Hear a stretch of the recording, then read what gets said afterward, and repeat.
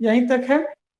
4-5 point में हम लोगों ने जैसा कि हम लोग पढ़ने का ये किए थे, जिसमें पहला पॉइंट माइक्रोस्पोर, दूसरा point formation of vegetative cell और जनरेटिव सेल, तीसरा point division of generative cell हो गया था।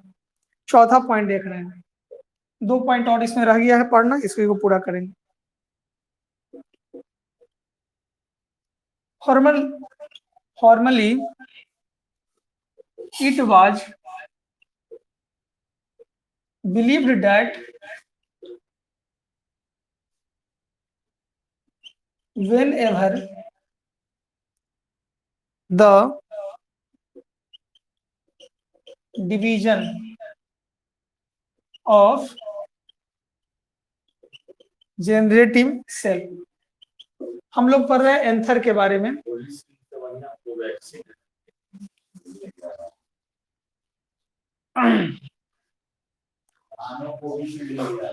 सेल कोविशील्ड सब ले रहा है ना, है ये मार्केट में वही है। Generative cell occurs in the pollen grain. It is followed by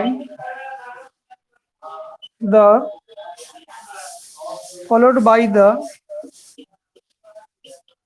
formation of male cell या sperm cell.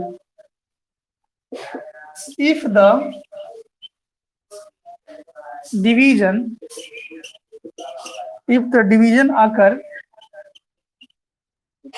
in pollen tube, मतलब जहां पे परागकण बनता है, अगर उस जगह पे डिवीजन हो, मतलब उस जगह पे कोशिका का विभाजन हो, ठीक है, pollen tube, only male nuclei are formed. ठीक है, क्योंकि हम मेल गैमेटोफाइट ही पढ़ रहे हैं, तो मेल गैमेटोफाइट पढ़ रहे हैं तो मेल ही का ना सब सब्सटेंस बनेगा। Next point, recent work has shown that all the cases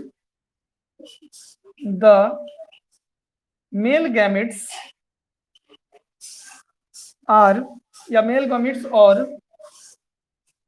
nuclei are always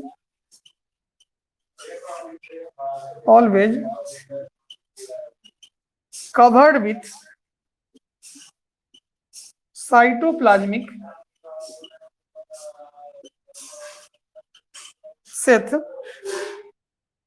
as they are the definite cells.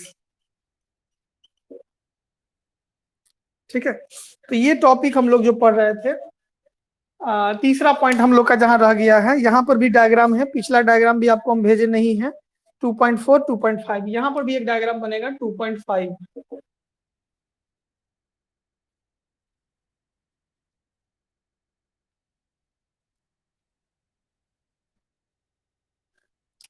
देखिए इसमें कहना क्या चाह रहा है, formally it was believe that, जैसा कि हम लोग बिलीव करते हैं, विश्वास करते हैं, that when ever the division of, 2 तरह के सेल होते हैं, आपको याद भी होगा, एक वेजिटेटिव सेल और दूसरा जनरेटिव सेल। ये 2 सेल होता है, ये तो पिछले क्लास में पढ़े हैं। वेजिटेटिव सेल बड़ा होता है, जनरेटिव सेल छोटा होता है, वेजिटेटिव सेल के ऊपर में जनरेटिव सेल रहता है। इतना बात तो हम लोग पिछले क्लास में भी देख चुके थे। ठीक है, अब यहाँ पर क्या कर रहा है कि बिलीव दैट, ऐसा मानना है कि जनरेटिव सेल में ही डिवीजन होता है प्रॉपर, इसलिए उसकी संख्या ज्यादा हो जाता है। Occurs in the pollen grain, ठीक है, और यह कहाँ मिलेगा आपको, तो पॉलन ग्रेन में मिलेगा, परागकण जहां रहेगा वहां मिलेगा। It is followed by the formation of male cell, हम कह सकते हैं कि इससे आपको मेल सेल का फॉर्मेशन होता है। If the division occur in pollen tube, अगर कोशिका का विभाजन पोलन ट्यूब में हो, पोलन ट्यूब में हो जहां पोलन बन रहा उस ट्यूब में हो, तो मेल न्यूक्लियाई आर फॉर्म, केवल न्यूक्लियस तक बनेगा, बाकी जगह ही नहीं बचेगा। समझे बात? रिसेंट वर्क हैज शोन, हाल के दिनों में जो कुछ काम हुआ इस पर, that all the cases the male gametes and nuclei are always covered with cytoplasm. देखा गया कि मेल का जो न्यूक्लियस है उस ट्यूब में तो नहीं हटेगा, लेकिन उसके ऊपर में कवर जो रहता है साइटोप्लाज्म से रहता है, जो उसको नष्ट होने से बचा देता है। तो यह कह रहा है न्यूक्लियाई कैसे बनता है, तो न्यूक्लियाई ट्यूब में बनता है। काहे बचा रह जाता है? क्योंकि उसके ऊपर में साइटोप्लाज्म रहता है। खराब क्यों नहीं होता? क्योंकि साइटोप्लाज्म उसको कवर कर लेता है, नहीं तो न्यूक्लियाई खराब हो जाता है। तो ट्यूब में बनने के बावजूद भी, जगह कम रहने के बावजूद भी यह बन जाता है और उसमें बेहतर तरीके से सर्वाइव भी कर जाता है, क्योंकि उसके ऊपर से कोशिका द्रव उसको, मतलब साइटोप्लाज्म उसको कवर करके रखे रहता है। तो ये हो गया हम लोग का डायग्राम। यहाँ पर 2.5 बनाना है, आधा पन्ना छोड़ दीजिएगा। फिर आगे हम लोग देखेंगे 2 पॉइंट, मतलब ये तो हो गया 4 पॉइंट, और लास्ट में हम लोग देखेंगे vegetative nucleus and non functional structure. ठीक है, ये टॉपिक इसका इसी के बाद का लास्ट टॉपिक है मेल गैमेटोफाइट का, जिसको हम लोग देख रहे हैं। तो सब लोगों का अगर हो गया है तो इसके बाद ये करिएगा, ओके करिएगा, आगे बढ़ेंगे। ठीक है, मैसेज कीजिएगा ओके, आगे बढ़ेंगे हम लोग, ये अगर हो गया है तो। डायग्राम 3 हो गया है, 2.4, 2.5, 2.6 अपलोड कर देंगे कुछ दिन में हम।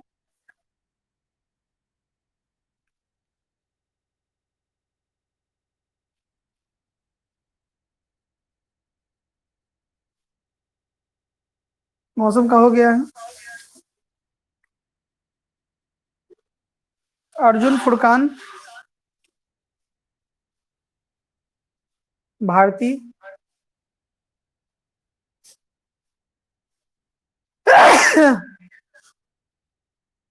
चलिए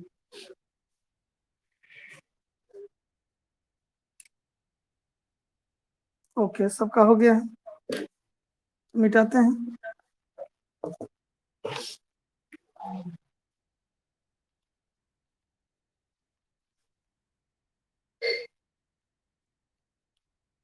पिछले क्लास में जो पढ़े हैं उसका रिकॉर्डिंग आप बायोलॉजी एक्सिस चैनल पे जाके फुरकान ले लोगे, वहां से इसका पीछे वाला मिल जाएगा तुमको वहीं पर यूट्यूब पर। पीछे अगर नहीं देखे हो, टॉपिक वाइज सर्च करोगे तुमको वहां पर मिल जाएगा, बायोलॉजी एक्सिस चैनल को सब्सक्राइब कर लोगे यूट्यूब पर। चलो अब लास्ट में हम लोग देखते हैं वेजिटेटिव न्यूक्लियस, लास्ट है इस टॉपिक का।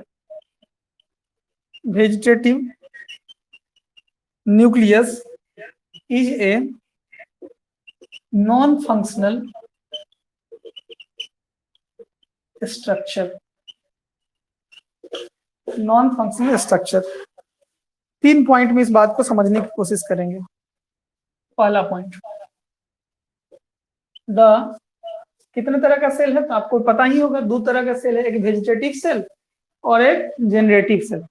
पहले हम लोग देखते हैं the vegetative cell, vegetative nucleus, ये बड़ा भी होता है, लाइज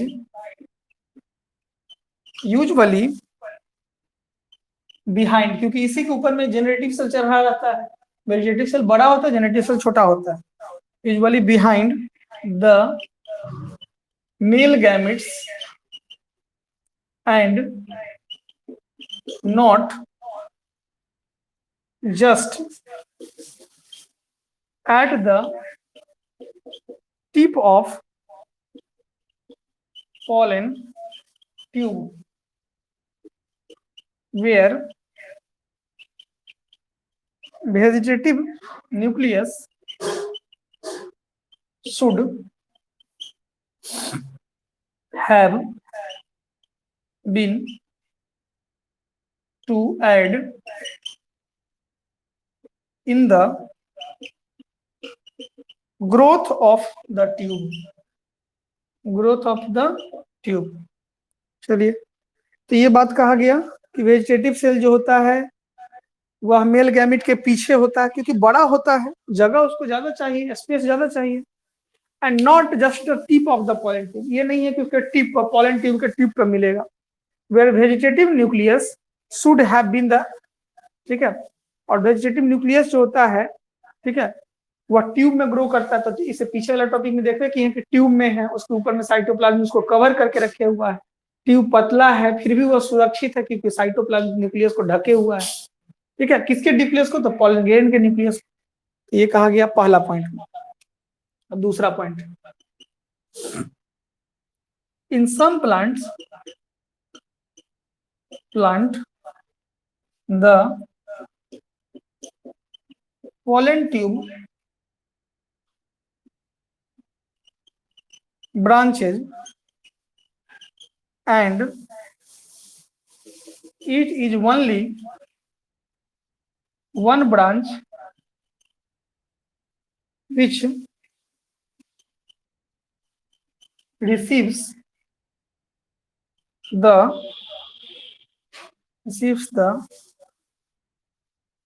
vegetative nucleus till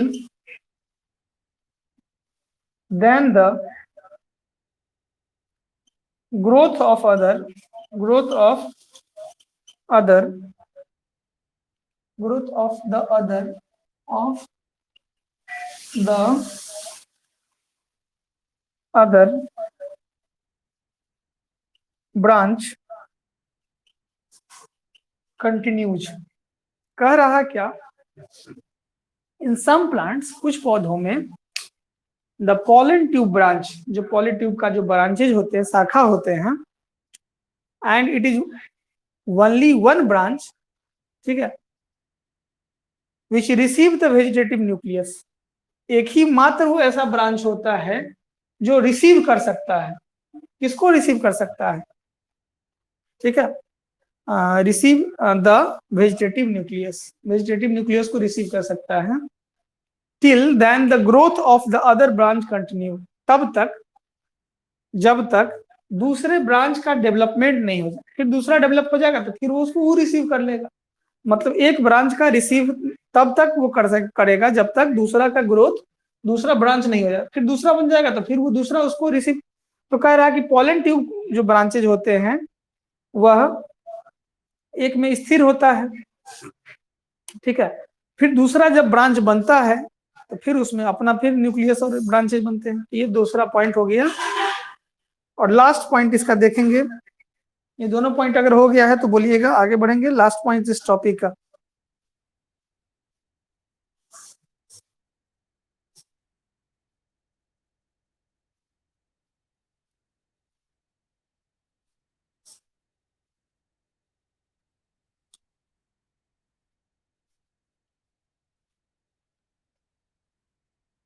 आज ये सब कहाँ है? वाजिद नहीं है, जितेंद्र नहीं है, नवीन नहीं है। नवीन है? संजीव फुरकान,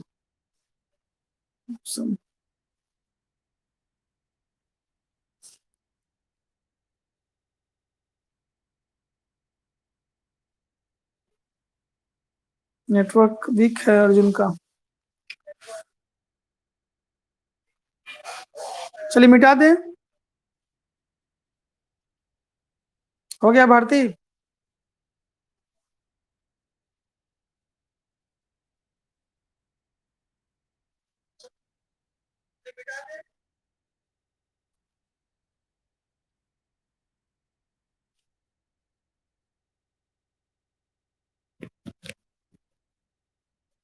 चलिए आगे बढ़ते हैं।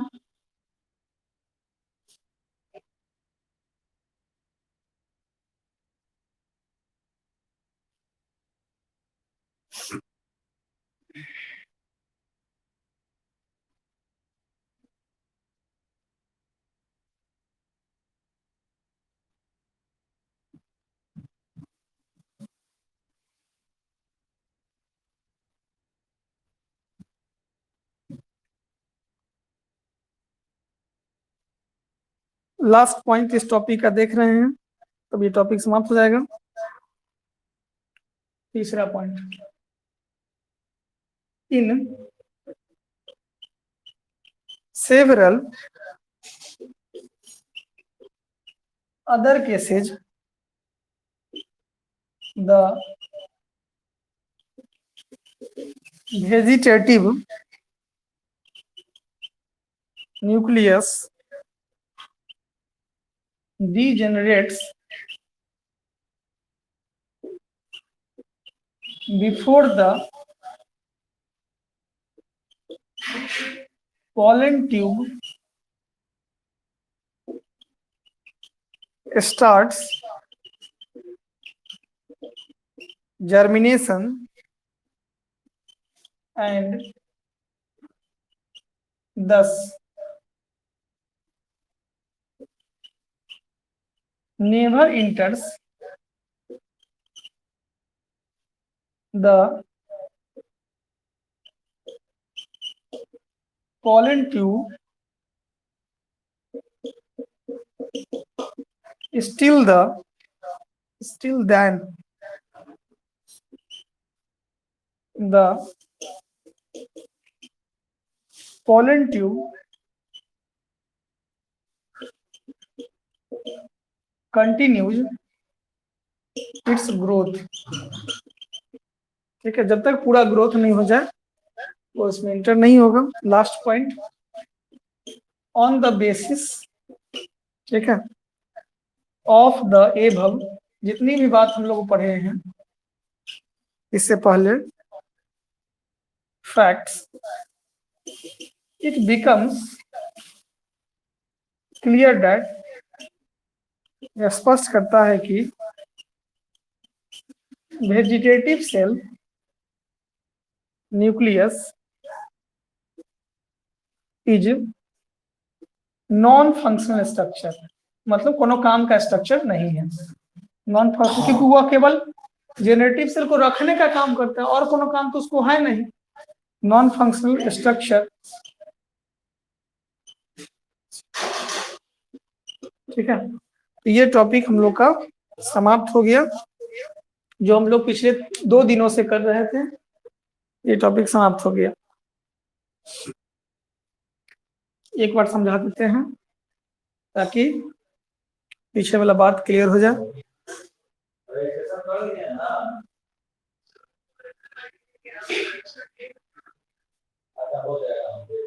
टीका सब लोग ले लीजिएगा। टीका का बुकिंग 5 से 6 बजे तक बुकिंग होता है।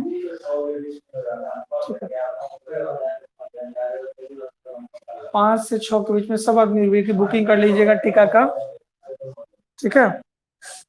और टीका लेना जरूरी है, टीका नहीं लीजिएगा, टीका ले रहिएगा तो कम से कम मरिएगा नहीं, जिंदा रहिएगा, ठीक है।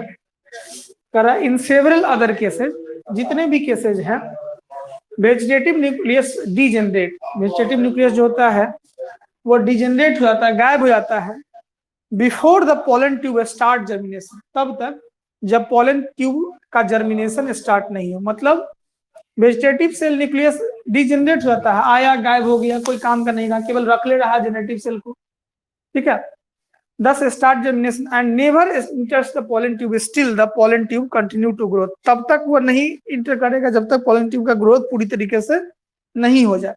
मतलब ये सीधा बात ये कह रहा है कि वेजिटेटिव सेल केवल नाम के लिए रहेगा, जेनेटिव सेल को कॉपरेट करता रहेगा और कोई इसका काम रह नहीं जाएगा।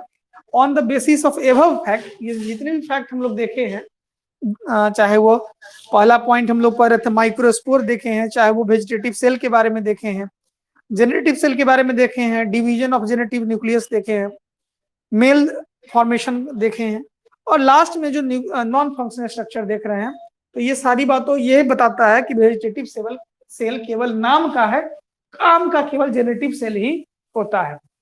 क्योंकि on the basis of the above fact, ऊपर के सारे फैक्ट से ये पता चलता है कि वेजिटेटिव सेल नॉन फंक्शनल होता है, कामिल नहीं है, काम का नहीं है, केवल वह नाम का होता है, ठीक है। यहां तक आपका टॉपिक ये समाप्त हो गया। अगले दिन हम लोग मेल पढ़ लिए। मेल में क्या क्या पढ़ लिए? माइक्रोस्पोरोजेनेसिस।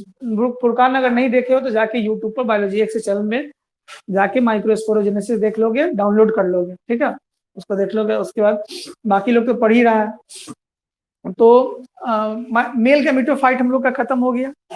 उसके बाद माइक्रोस्पोरोजेनेसिस खत्म हो गया, मतलब मेल सेक्शन हम लोग पढ़ लिए। अब आपको पढ़ना क्या है फीमेल सेक्शन में। फीमेल सेक्शन में क्या पढ़ना है? मेगा स्पोरोजेनेसिस और फीमेल गैमेटोफाइट। जिस तरह से मेल का पढ़े माइक्रोस्पोरोजेनेसिस और मेल गैमेटोफाइट, उसी तरह से फीमेल का पढ़ना है मेगा स्पोरोजेनेसिस और फीमेल गैमेटोफाइट, मतलब ओव्यूल के बारे में। तो कल से हम लोग का टॉपिक यही शुरू होगा, फीमेल गैमेटोफाइट। और ये अभी हम लोग कम कम पढ़ रहे हैं, इसलिए स्टूडेंट भी नहीं है। दूसरा बात है कि हम लोग कॉन्शियस बना रहे हैं परीक्षा को लेके, ठीक है, इसलिए थोड़ा थोड़ा करके भी हम लोग पढ़ा दे रहे हैं, ज्यादा परेशानी नहीं झेलना है। जो आदमी नहीं देख पा रहे हैं, जैसे अभी नेटवर्क कटकुट हो रहा है, रिकॉर्डिंग में रहेगा, उसको फिर से दोबारा आप 2-3 घंटा के अंदर आ जाएगा, तो फिर देख लीजिएगा, ठीक है। जिनका पीछे का छूटा हुआ है वो टॉपिक वाइज सर्च करते जाइएगा, कौन कौन टॉपिक आपको पढ़ना है, और हाल फिलहाल में जो पढ़े हैं तो वो आपको मिल जाएगा, ठीक है। चलिए, तो यहीं तक हम लोग का आज क्लास रहेगा। कल हम लोग मेल फीमेल का पार्ट्स को देखेंगे, ठीक है। लीव हो जाइए, एक एक करके लीव हो जाइए सब लोग।